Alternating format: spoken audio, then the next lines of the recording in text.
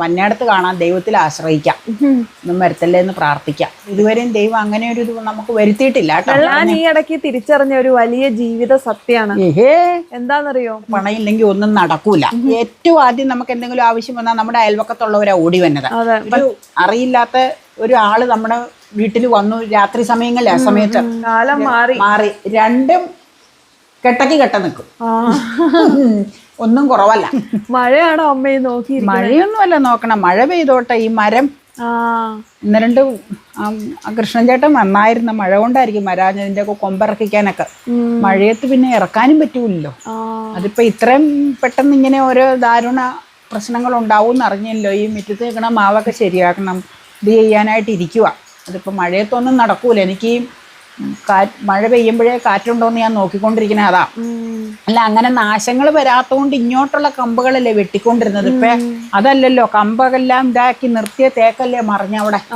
അത് കാരണമാണ്. അത് മറിയണതല്ല പ്രശ്നം, മറിഞ്ഞ് മറ്റേ ഡാമേജുകൾ വന്നാൽ ഭയങ്കര പ്രശ്നമല്ലേ. പിന്നെ പണിയാൻ ആളില്ല, കാലവർഷമായി, മൊത്തം പ്രശ്നം.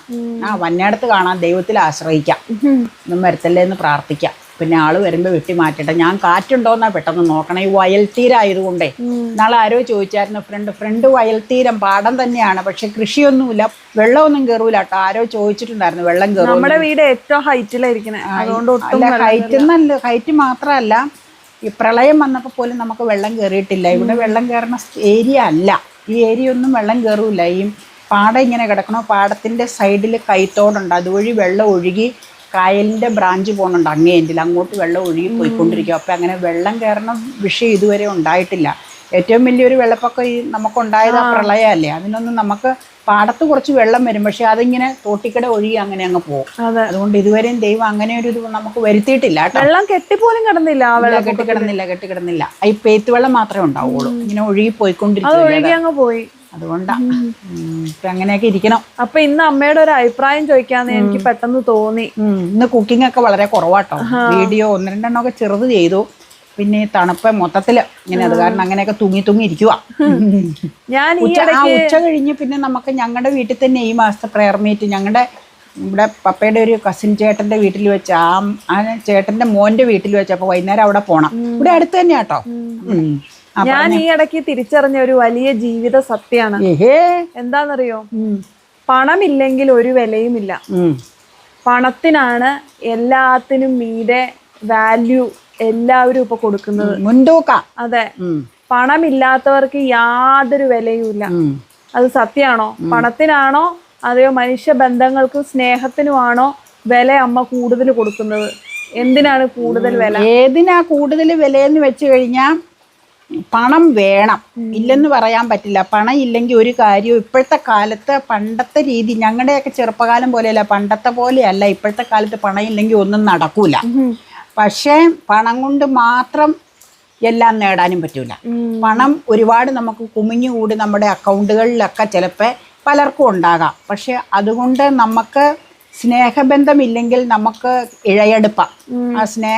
ആ ബന്ധുക്കളും അയൽവക്കക്കാരും മറ്റുള്ള എല്ലാവരും ഇടപഴകുന്നവരുമായിട്ടൊരു സ്നേഹം ഇല്ലെങ്കിൽ നമുക്കൊരു ആപത്ത് കാലത്ത് പണം ഉപകരിക്കും. എന്താണെന്ന് വെച്ചാൽ എന്തെങ്കിലും ഇത് വന്നു കഴിഞ്ഞാൽ പണം ഇല്ലാതെ ഒന്നും നടക്കില്ല. പക്ഷേ അതിനോടൊപ്പം തന്നെ സ്നേഹബന്ധവും മുന്നോട്ട് കൊണ്ടുപോകാൻ ശ്രമിച്ചാൽ നല്ലതായിരിക്കും. കാരണം ഒരു വിളിപ്പാട് അകലെ നമുക്ക് ഏറ്റവും ആദ്യം നമുക്ക് എന്തെങ്കിലും ആവശ്യം വന്നാൽ നമ്മുടെ അയൽവക്കത്തുള്ളവരാ ഓടി വന്നത്.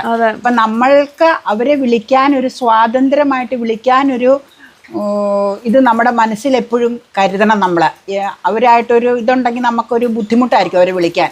ഇപ്പം രാത്രിയിലാണെങ്കിലും പകലാണെങ്കിലും ഒരു കാറ്റ് ഊതി ഒരു പാമ്പ് വന്നു, അല്ലെങ്കിൽ ഒരു എന്തെങ്കിലും ഒരു അപകടം ഉണ്ടായി, ഒരു അറിയില്ലാത്ത ഒരു ആള് നമ്മുടെ വീട്ടിൽ വന്നു രാത്രി സമയങ്ങളിൽ. ആ സമയത്ത് വന്നു കഴിഞ്ഞാൽ ഏറ്റവും ആദ്യം നമ്മൾ അയൽവക്കത്തേക്കാണ് വിളിക്കണം. നമുക്ക് ഇവിടെ 6-7 വീടുകളുണ്ട്. അവിടെ ഉള്ളവര് പരിസരത്ത് ബാക്ക് സൈഡിലാണ് വീടുകൾ. അവിടെ ഉള്ളവരൊക്കെ ഒന്ന് കൂവിക്കഴിഞ്ഞാൽ അവർ വരും. അപ്പം സ്നേഹബന്ധം പ്രധാനമാണ്. പിന്നെ നമ്മുടെ ബന്ധുമിത്രാദികളുണ്ട്, അവർ വരൂലെന്നല്ല, അവർ ഇച്ചിരിയോടെ നീങ്ങിയല്ലേ കിടക്കണം. ഏറ്റവും അടുത്തുള്ളത് അയൽവക്കക്കാരായിരിക്കും എപ്പോഴും.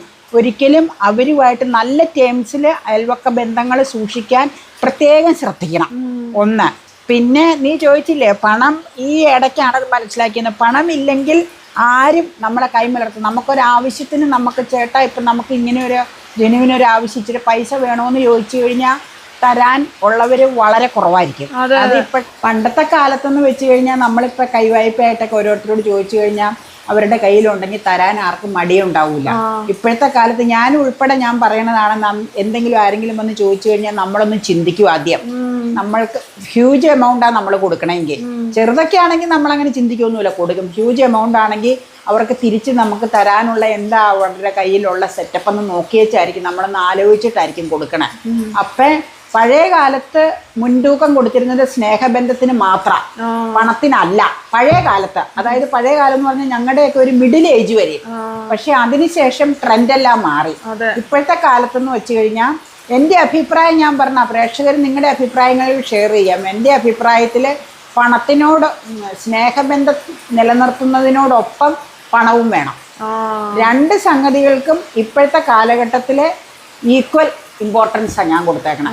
കാരണം അത് ഓരോ അനുഭവങ്ങളുണ്ട്. അതുകൊണ്ടാണ് ഇപ്പം നമുക്ക് ഇപ്പം ദൈവാനുവദിച്ച് ഓരോരുത്തർക്കും ഓരോ രീതിയിലുള്ള കാര്യങ്ങളല്ലേ ഞാൻ പറഞ്ഞില്ല. അപ്പം പരമാവധി പഴയ രീതിയിലുള്ള സ്നേഹബന്ധങ്ങൾ എല്ലാവരോടും ഊട്ടി ഉറപ്പിച്ചുകൊണ്ട് പോകുക. അതോടൊപ്പം തന്നെ നമുക്ക് കിട്ടുന്ന പൈസയും നമ്മൾ വളരെ സൂക്ഷിച്ച് വിനിമയം ചെയ്യാൻ ശ്രദ്ധിക്കുക. അപ്പം നമ്മുടെ കയ്യിൽ കുറച്ചെങ്കിലും ഏണിങ്സ് ഉണ്ടാവും. അപ്പം അത് നമുക്കില്ലെങ്കിൽ നമുക്ക് പൊതുവേ പറഞ്ഞു കഴിഞ്ഞാൽ ജനങ്ങളുടെ മധ്യത്തിൽ ഒരു വിലയും കിട്ടില്ല. അതാണ് എൻ്റെ കോട്ട പറയാൻ. പിന്നെ ഓരോരുത്തർക്കും ഒരു അഭിപ്രായം ഉണ്ടാവും. അത് വ്യക്തിപരമായ അഭിപ്രായങ്ങൾ. പണ്ടത്തതിൽ നിന്നും ഒരുപാട് ജീവിത രീതികളെല്ലാം മാറി. അപ്പം രണ്ട് കാര്യവും ഒരേ രീതിയിൽ കൊണ്ടുപോകാൻ ശ്രദ്ധിച്ചാൽ നല്ലതായിരിക്കും എനിക്ക് പറയാനുള്ളത് കേട്ടോ. നമ്മൾ സുഖമില്ലാതെ ആശുപത്രി കിടക്കുമ്പോൾ പെട്ടെന്ന് ഓപ്പറേഷനൊക്കെ വേണം എന്ന് പറഞ്ഞു കഴിഞ്ഞാല് സ്നേഹബന്ധം മാത്രമായിട്ടും കാര്യമില്ല. ഫിസിക്കലി നമ്മൾ ഒരുപാട് സഹായിക്കാൻ സാധിക്കുമായിരിക്കും. പക്ഷെ പണം അവിടെ വേണം. ആ ഒരു ഓപ്പറേഷൻ നടത്താൻ നമുക്ക് പൈസ കെട്ടിവെച്ചേ പറ്റൂ. പിന്നെ പറയണ ശരിയാ, മെഡിക്കലും ഇതെല്ലാം എല്ലാവർക്കും ഉണ്ടാവും. ഇപ്പം എല്ലാവർക്കും അതുണ്ടാവും. പക്ഷെ എത്രയുണ്ടെങ്കിലും കുറച്ച് ലിക്വിഡ് ക്യാഷ് കെട്ടേണ്ടി വരും. എവിടെയാണെങ്കിലും അത് കുറച്ച് സർജറി അല്ലെങ്കിൽ വേറെ എന്തെങ്കിലും. ഇപ്പം ഈ ആക്സിഡൻറ്റുകളൊക്കെ ഇഷ്ടം പോലെയല്ലേ നടക്കണേ. പെട്ടെന്നൊന്ന് തലകറങ്ങി വീണു, നമ്മളൊന്ന് പോയി MRI പിന്നെ എന്നാക്കി എനിക്ക് പേര് പറയാനൊന്നും അറിയില്ല. അങ്ങനെയുള്ള ഓരോ സംഗതികൾക്കും അപ്പം പൈസ കിട്ടിയേച്ചാ ചെയ്യണത്. പിന്നെ ക്യാഷ്ലെസ് ഇതുണ്ട്, അത് വേറെ. പക്ഷെ എന്തുണ്ടെങ്കിലും നമ്മുടെ കയ്യിൽ കുറച്ച് ലിക്വിഡായിട്ട് മണി വേണം എന്നാണ് എനിക്ക് പറയാനുള്ളത്. പിന്നെ നീ പറഞ്ഞ പോലെ സഹായിക്കാൻ പലരും ഉണ്ടാവും. ചിലപ്പോൾ അവർക്കും പരിമിതികളുണ്ടാകും, അവർക്കും ഡിപ്പെൻസ് പല കാര്യങ്ങളല്ലേ. അപ്പം രണ്ടും ഒരേ രീതിയിൽ ഉണ്ടെങ്കിൽ നല്ലതായിരിക്കും എന്നാണ് എൻ്റെ അഭിപ്രായം. അതാണ് എനിക്ക് പറയാനുള്ളത്. പണ്ടത്തെ കാലമൊന്നുമല്ല, ഇപ്പം കാലങ്ങൾ ഒത്തിരി മാറി. പിന്നെ ഞാൻ പറഞ്ഞില്ലേ, എപ്പോഴും നമ്മൾ ആരെയെങ്കിലും നമ്മളെ പരിചയക്കാരെയും നമ്മുടെ ബന്ധുക്കളെയല്ല സുഹൃത്തുക്കളെയും നമുക്ക് അങ്ങനെയുള്ള കൊളീഗ്സ് എല്ലാവരെയും കണ്ടു കഴിഞ്ഞാൽ, പരിചയക്കാരെ കണ്ടു കഴിഞ്ഞാൽ നമ്മൾ മുഖം തിരിച്ചു പോവാതെ ഒന്ന് പുഞ്ചിരിക്കാനെങ്കിലും ശ്രമിക്കുക. ഇല്ലെങ്കിൽ എന്തെങ്കിലും ഒരു ലോഹ്യം അവരോട് ചോദിച്ചേച്ച് പോവുക. അതിന് എപ്പോഴും ശ്രദ്ധിക്കണം. കാരണം അത് അങ്ങനെയാണ് വേണ്ടത്. എന്നാലാണ് നാളെയാണെങ്കിലും നമുക്ക് അവരോട് എന്തെങ്കിലും ഒരു ഇത് വന്നു കഴിഞ്ഞാൽ നമുക്ക് അവരോട് മിണ്ടാനും ഇതിനും ഒരു തടസ്സമില്ലാതെ പോകാൻ പറ്റുള്ളൂ. അപ്പം അത് എപ്പോഴും ശ്രദ്ധിക്കണം. പിന്നെ നമ്മുടെ ബന്ധുമിത്രാദികളെ ഒരിക്കലും നമ്മൾ അകറ്റി നിർത്തരുത്. ബന്ധുമിത്രാദികൾ എപ്പോഴും നമുക്കൊരു മുതൽക്കൂട്ടായിരിക്കും. അപ്പം അങ്ങനെയൊക്കെയുള്ള കാര്യങ്ങൾ എനിക്ക് പറയാനുള്ളൂ. പിന്നെ ഈ ചീഞ്ഞ മഴയത്ത് എന്നാ പറയാനാ, മഴയായത് കാരണം ഞങ്ങള് കാര്യം മൈക്കുണ്ട്, പക്ഷെ മഴ ശക്തമായിട്ട് അങ്ങ് പെയ്യാൻ തുടങ്ങി. അപ്പോൾ മൈക്കിന്റെ ഇടയിൽ കൂടെ കുറച്ച് ഡിസ്റ്റർബൻസ് ചിലപ്പോൾ കയറി വരും. അതുകൊണ്ട് ഞങ്ങൾ അകത്തേക്ക് വന്നതാട്ടോ. അപ്പം ഇന്നിപ്പോൾ മഴയാണെങ്കിലും എന്താണെങ്കിലും ഞാൻ ഇവളോട് പറഞ്ഞു. അപ്പോൾ ഇവിടെ ഹസ്ബൻഡ് പറഞ്ഞു മഴയാണ്, കാറ് കൊണ്ടുപോകണതിന് കുഴപ്പമൊന്നുമില്ല. ഞാൻ പറഞ്ഞ പ്രെയർ മീറ്റ് നടത്തുന്നിടത്ത് കയറ്റിയിടാൻ ബുദ്ധിമുട്ടാണ്, വണ്ടികളൊക്കെ വരില്ല. അപ്പോൾ എവിടെയെങ്കിലും കയറ്റിയിടാം. അല്ലെങ്കിൽ നമ്മുടെ അപ്പുറയില്ലേ ഉള്ള വീട്, അപ്പുറയൊക്കെ എതിർവശത്തൊക്കെ ഇഷ്ടംപോലെ നമ്മുടെ റെസിഡൻസ് അസോസിയേഷനിൽ വീടുകളുണ്ട്. അവരുടെ വീടുകളിൽ വിശാലമായ മിറ്റമൊക്കെ ഉള്ളിടത്തുണ്ട്. അവിടെ വണ്ടി കയറ്റിയിടാം, പോകാതിരിക്കാൻ പറ്റില്ല എന്ന് ഞാൻ പറഞ്ഞു. മഴയാണെങ്കിലും എന്താണെങ്കിലും അസുഖങ്ങളൊന്നും വന്നില്ലെങ്കിൽ പോയിരിക്കണം, നിർബന്ധ വിഷയം. അതെന്നാന്ന് വെച്ചാൽ നമ്മുടെ ആൾക്കാരുടെ വീട്ടിൽ നമ്മളൊരു ചടങ്ങ് നടത്തുമ്പോൾ നമ്മൾ 99% പോയിരിക്കണം. എൻ്റെ കാര്യം കേട്ടോ ഞാൻ പറയണത്. അപ്പോൾ അത് ഞാൻ ഇവളോടും പറഞ്ഞു കൊടുത്തിട്ടുണ്ട്. വേറെ പ്രശ്നങ്ങളും വേറെ ഇതൊന്നും നമുക്ക് വേറെ എന്തെങ്കിലും എമർജൻസി കേസ് കെട്ടുകൾ വന്നില്ലെങ്കിൽ പോയിരിക്കണം. മഴ നോക്കിയിട്ട് കാര്യമില്ല അതിൽ. അതെന്നാന്ന് വെച്ച് കഴിഞ്ഞാൽ ഇവിടെ 1-2 മരങ്ങളൊക്കെ ഇങ്ങനെ വെട്ടേണ്ടതായിട്ട് വന്നിട്ടുണ്ട്. അത് ഒരാഴ്ചയായി പറഞ്ഞിട്ട് ഇതുവരെ ആളെത്തിയിട്ടില്ല. അപ്പം അതൊക്കെ വെട്ടി മാറ്റി അറിയിച്ചതാ. KCB ഇന്നാൾ അവർ വന്നപ്പോൾ പറഞ്ഞു, ചേട്ടാ അത് വെട്ടി മാറ്റിക്കണമെന്ന് പറഞ്ഞു. ഞങ്ങളുടെ ഫ്രണ്ടിൽ വഴിയിട്ട് തന്നെ കിടക്കണം. ഞങ്ങളുടെ പറമ്പിൽ തന്നെ വഴിയിലേക്ക് കിടക്കും. അത് എമർജൻസി വെട്ടി മാറ്റണം. അപ്പം വെട്ടാൻ ആള് വരാതെ ഇന്ന് 11 മണിക്ക് വരാമെന്ന് പറഞ്ഞതാ. നമുക്ക് വെട്ടാൻ പറ്റൂല്ലോ, ഇത് പെട്ടെന്നല്ലേ ഈ കാറ്റും ഇതും വന്നത്, അതുകൊണ്ടാ. അപ്പൊ ഈ പറഞ്ഞ കാര്യങ്ങളിലേക്ക് നിങ്ങളുടെ അഭിപ്രായം എന്തൊക്കെയാണെന്ന് പറയണം. അപ്പൊ രണ്ടിനും ഈക്വൽ ഇമ്പോർട്ടൻസ് ആയി ഇപ്പോഴത്തെ കാലത്ത് എൻ്റെ അഭിപ്രായം. കാലം മാറി, രണ്ടും കെട്ടക്ക് കെട്ട നിൽക്കും, ഒന്നും കുറവല്ല. അങ്ങനെയൊക്കെയാണ് കാര്യങ്ങൾ. പിന്നെ ഞാൻ ഇതിൽ ചോദിച്ചോട്ടെ, നമ്മുടെ സ്ഥിരം സബ്സ്ക്രൈബേഴ്സായി ഒരുപാട് ആൾക്കാരുണ്ട്, പുതിയ സബ്സ്ക്രൈബേഴ്സ് ഉണ്ട്, വ്യൂവേഴ്സ് ഉണ്ട്, എല്ലാവരും ഉണ്ട്. എല്ലാവർക്കും മഴ കൊണ്ട് എന്തെങ്കിലും പ്രശ്നം ഉണ്ടായിട്ടുണ്ടോ, കാറ്റ് കൊണ്ട് എന്തെങ്കിലും പ്രശ്നം ഉണ്ടായിട്ടുണ്ടോ, ബുദ്ധിമുട്ടുകളുണ്ടോ? നമ്മുടെ വൈക്കത്തുള്ള പുള്ളിക്കാരി വീണ വൈക്കം ഞാൻ ചോദിച്ച വേറെ ഒന്നും ആയിട്ടില്ല, ഞങ്ങളുടെ പരിസരം വൈക്കത്തുള്ള പുള്ളിക്കാരി, അവരുടെയൊക്കെ അവിടെ കാറും കൂളും ഒക്കെ വന്ന് എന്തെങ്കിലും കായലൊക്കെ ഉണ്ടല്ലോ, എന്തെങ്കിലുമൊക്കെ എവിടെയാണ് വിടുന്നൊന്നും എനിക്കറിയില്ല. വൈക്കത്താന്ന് പറഞ്ഞിട്ടുണ്ട്, അമ്പലത്തിന്റെ പരിസരത്താണ്. അവിടെയൊക്കെ എന്തെങ്കിലും ബുദ്ധിമുട്ടുണ്ടോ? പിന്നെ ഒരുപാട് സബ്സ്ക്രൈബേഴ്സ് ഉണ്ട്, പേരെടുത്ത് പറയാനുള്ള നോക്കിയാൽ പേരെടുത്ത് പറയാനുള്ളവർ. ഇതൊക്കെ ആദ്യകാലം ആയതുകൊണ്ടാണ് പേര് ഓർക്കണേട്ടൊക്കെ. പിന്നെ ആ ചേച്ചി പറഞ്ഞായിരുന്നു പാലക്കാട്ടേക്ക് കുറച്ച് മഴ വിടാൻ. അപ്പൊ പാലക്കാട്ട് മഴ പെയ്തില്ലേ ചേച്ചി ഇതുവരെ? ഞങ്ങൾക്ക് ഇവിടെ ത്രൂ ഔട്ട് മഴയാ.